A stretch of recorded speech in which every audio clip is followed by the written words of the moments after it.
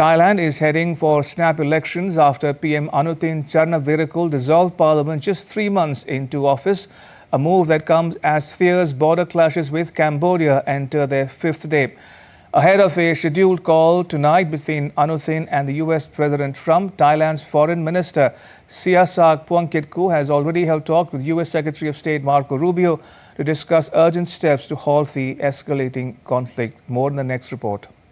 Thailand is plunging deeper into crisis as Prime Minister Anutin Chernavir has dissolved the parliament just 3 months into office, triggering snap elections amid deadly border clashes with Cambodia that have now entered their 5th day. The surprise dissolution, endorsed by King Maha Vajiralongkorn and published in the official public journal and newspaper Royal Gazette on Friday, paves the way for a general election as early as February, less than 100 days after Anutin took power following the court-ordered removal of his predecessor. This action has been taken in accordance with the Thai constitution, which grants the monarch the power to dissolve the House of Representatives, typically upon the Prime Minister's recommendation.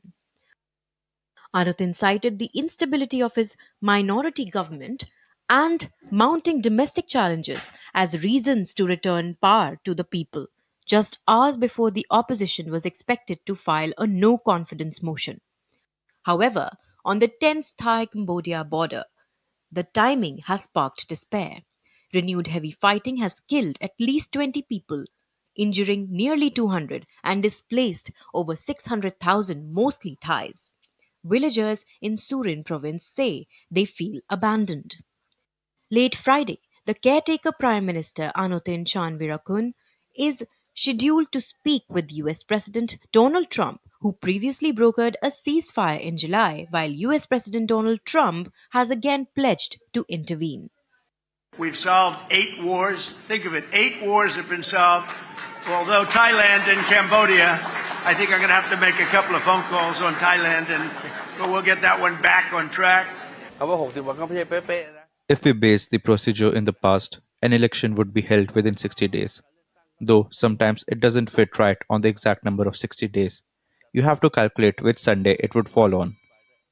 The election results will need to be approved within 45 days, and then another month to set up a government.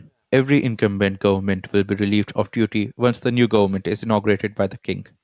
I think all this would take around 5 to 6 months. I will go to Thai Army headquarters because later this evening I will be having a conversation with the Malaysian Prime Minister and President Trump. I will go and listen to the latest updates on the border situation. With parliament dissolved and a caretaker government in place, analysts warn Thailand faces weeks, if not months, of political paralysis at the worst possible moment. Antara Sinha for DD India. And joining us is Ambassador Sushil Kumar Singhal. Ambassador, welcome to DD India News Hour. Now, who's at fault here?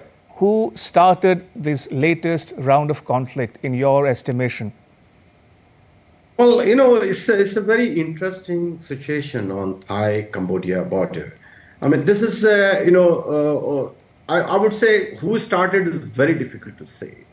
Reason is very simple, because the reasons are that border is not demarcated, one. There is no agreement on where is the ridge lies, where the maps are also not matching that. Secondly, in their case, the local military commanders are all powerful.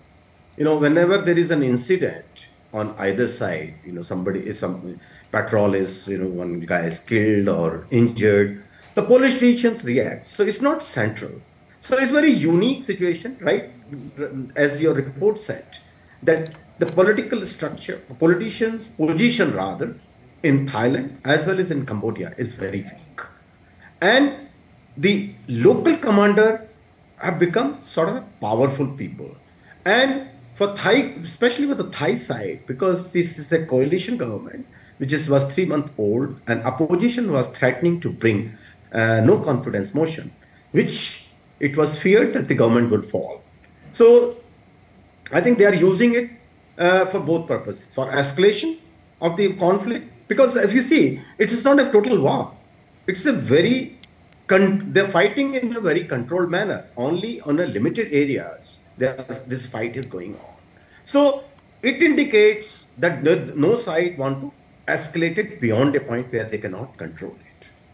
But everybody, I think, want to take an advantage.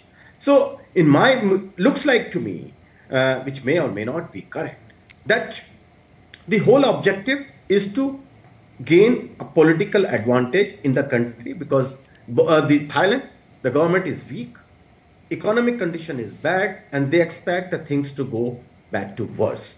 So this is the right time for them to announce elections and seize the opportunity to gain political control.